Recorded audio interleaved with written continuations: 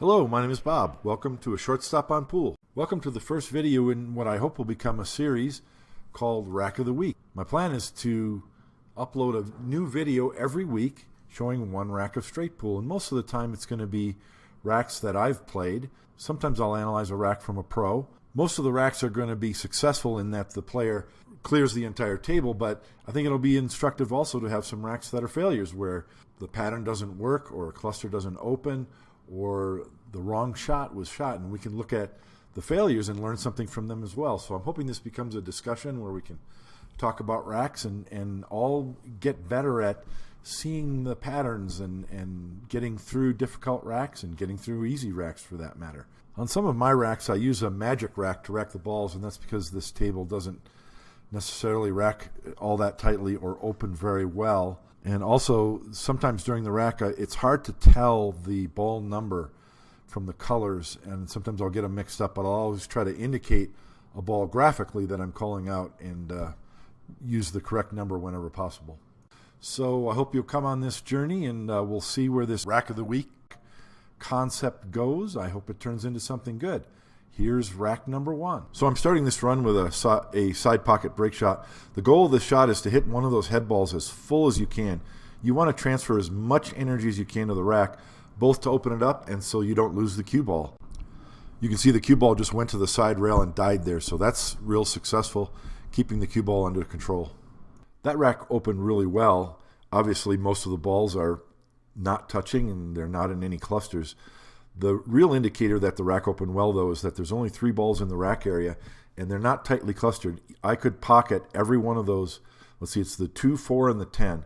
If I get the right angle, I could shoot the 10 in the bottom left, then come around later and shoot either of the other balls in the bottom right, and then the other balls open. So in other words, I don't have to bump into those balls in order to open them up. So the rack opened really well by that definition. What didn't work out well is there are no standard side of rack break balls. I've got nothing in that area. So the first thing that I recognized looking at this table is, what's my break ball going to be for the next rack? It's very likely that it'll be one of those balls, the 2, 4, or the 10, because I can get an angle on the 10 to push the 2 ball over or some other shot to nudge one of those balls to the side. That's probably what's going to happen. But that said, look at the rest of the table and ask yourself, how many break balls do I have? How many potential break balls are there at this point? And there's a bunch of them. I could get position in the middle of the table, cut the 10 ball in the corner and go to the bottom of the rack. Same with the 13 ball. I could get position on the 11 in the side and come 2 rails behind the rack. I could get position on the side of the rack and cut the 4 ball into the side pocket. I could either play position or stop the cue ball in the rack and shoot it looks like the 12 ball in the side. And the 6 ball, although it's really close to the corner of the rack, if you're desperate, that could work as a below the rack break shot as well. Now, I would say that none of those break shots are ideal. So I would really prefer to manufacture a side of the rack break shot, and that's where I'm going to exert all of my energies in these first couple of shots. But it's important to recognize that those shots are available in case if I don't manufacture a better one. That way I don't shoot off a ball that I might need later if I do happen to enter desperation mode. The next step in rack analysis is deciding what my trouble balls are. And I really don't have any. The 1 ball is kind of in a bad area. Anything on the rail close to the side pocket you want to deal with. The 12 ball is kind of an up table ball, but again, it's not going to be difficult to deal with. The 7 and the 9 are close to each other. I don't need to bump into them in order to open them up to the pockets, so that's not a real trouble ball either. Don't skip this step. Even though I don't have any significant trouble balls, it's important to scan the table. It only takes a split second, and you're inputting important information into your subconscious straight pool rack running computer brain. So now, how to manufacture a break ball. So what I notice, and I'm not sure if the 10 ball will clear that other stripe into the bottom left corner. I'm assuming that's the 10 ball in the rack area. If it did, and I got an angle to cut the 10 ball there, I might not be able to bump the 2 over. I'd have to hit the 4 ball and then carry him into the 2 to knock it over. Likewise, if I'm cutting we can see it's the 12 ball now, not the 10. If I'm cutting it into the right corner, all that carom is going to do is send the 4 ball and the 2 ball away from the rack area. So what I notice is that if I cut the 13 and go into the 4, that should knock the 2 ball over. If I hit it bad, I could knock the 6 into a side of rack break ball position, or I could knock the 10 ball over into break ball position, or the 10 might carom off the 2 into break ball position. That's my initial plan, and I want to get to that immediately. Because if it doesn't work out, then I've got to come up with some other way to make a side of rack break shot. So I can't see the 13 now. I have a clear shot at the 7, so I'm going to use the 7 to play position on the 13. It's important to point out that one reason this is a good shot is that I've got insurance balls everywhere. I've got the 9 ball and the 3 in the side. If the cue ball misses the 4 and goes, it might hit the 14 ball. It might go up table, and I have a shot on that stripe that's up table. So there's very, very little risk in this shot. And you can see the 2 ball moved over nicely. Here I'm using another ball to visualize whether I have enough room to use the 2 ball as a break shot, and I do.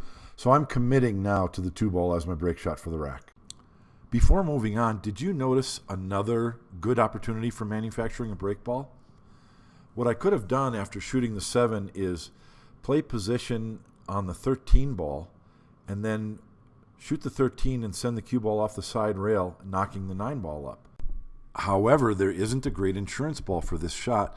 The 9 ball in its new location might block me from shooting the 14 in the side. I probably won't have a clear shot at the 10 ball because the 6 is in the way. So my next shot might have to be a long 3 ball in the corner. I'm curious if anyone sees any other possibilities for manufacturing a break ball that I haven't mentioned. Let me know in the comments section. So I'm in an ideal position now. I call this rack a solved rack. What I mean by solved is I have a break ball. I have at least one potential break ball. I don't have any clusters to open up, and my problem balls are minimal or non-existent. So really here, all you need to do is pocket these balls without getting in trouble and get on your break ball. It's interesting that I've shot 2 balls to get to a solved rack. Usually it takes quite a bit more shots, 5 or 6 or 7 or 8 shots to solve a rack. So we're in an ideal situation, but we still have planning to do. Often your end pattern planning doesn't begin until there's only 5 or 6 or 7 balls left. In this case, we have 11 balls left on the table, but even so, our end pattern planning begins now. So we've already determined that the 2 balls are break ball, and I know most of you have already noticed that the 4 and 11 are in an ideal key ball position. So the next step, as we continue to work backwards in our plan, is to find the key 2 ball. Which ball sets up for the 11 or 4? And when doing so, I know a lot of people are fans of the triangle, and if you've read my book, you'll know that I'm not a big fan of the triangle. The triangle doesn't inform you about why a key ball or a key 2 ball is a good ball. You need to understand why it is. And here, I think it's the 5 ball. I called it the 1 ball before, but the ball on the side rail is a good key 2 ball leading to the 11, or it could lead to the 4. Likewise, the 3 ball could be a good key 2 ball. And the reason why it's a good key ball is because it's opposite. It's away from the key ball, and all I need to do is shoot practically a stop shot, and I'm on my key ball. That's the reason why those are good key 2 balls. So that's the type of thing that you want to look for. I have 3 open shots right now. The 3 ball on the side, the stripe that's up table, and the 9 ball. With the 2 stripes, my bridging is going to be hampered. And so the 3 ball is the obvious first shot. So the next thing I want to do is think about my transitions. What I mean is I've got to go from that up table ball back down table. And the best case scenario, I think, would be to shoot that ball, the up table stripe, and use it as the key 3 ball. There's a lot of ways that you can play position and get over to the side rail to shoot the 5. So that means that I would shoot the 3 and then shoot all the lower table balls, planning to play position on that up table ball. That's one plan. We'll see in a moment that I don't follow that plan. When I ran this rack about 8 months ago, I identified that 5 ball on the side rail as a trouble ball and not as a key 2 ball. Because of that, I decided to shoot the 3, get the up table ball, and then use the 11 ball to be able to play position on that trouble ball. And it wasn't until that moment that I began thinking about my key ball for the next rack. So I think that was a mistake. Certainly I ran out the rack, so it worked. But in the ideal situation, you're going to be thinking about your key balls much earlier in the rack. And that's something that I do today much more often that I didn't do 8 months ago. In either case, you want to be thinking about paths to pockets and which balls set you up for other shots. So in this case, the 14 and the 12 being in the center of the table and kind of other balls near them, those are the hardest ones to play position on. If you look at the 12, it doesn't go past the 10 in the lower left. My window for position to shoot the 12 in the lower right is really small. Now I could pocket the 10 ball first and then maneuver around to the other side of the table to pocket the 12 in the lower left, but now we're talking about more cue ball movement. The less you can move the cue ball, the better. So that's the reason why in this case I use the 5 ball right here to play position on that 12. Once the 12 is gone, then it's easier to maneuver to play position for those 3 balls remaining on the lower part of the table. Now that the 5 and 12 are gone, there literally is no trouble of any kind left on the table, and I want to decide on exactly what pattern these remaining 4 balls are going to be pocketed in. I think the pattern that I shoot is second best.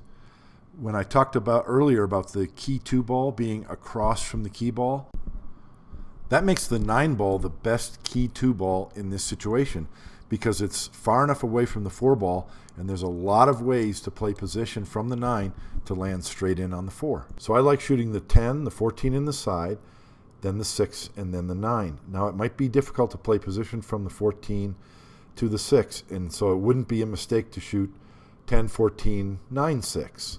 The 6 is still in a great position to easily move the cue ball to a straight-in shot on the 4. My thinking 8 months ago, which as I mentioned is probably second best, was that the 14 would be my key 2 ball. And so the 10 was the best ball to lead to the 14 in the right side pocket. For that reason, I shot 2, 9, 10, 14. Of these last 4 shots, the 10 ball is the trickiest and most important one. Still pretty easy, but if you land on the low side of the 14, you could possibly still draw the cue ball over to the left side of the 4 and still be good. But that kind of illustrates why this is the second best pattern. From the 9 ball, you can easily get straight in no matter what angle you get on the 9.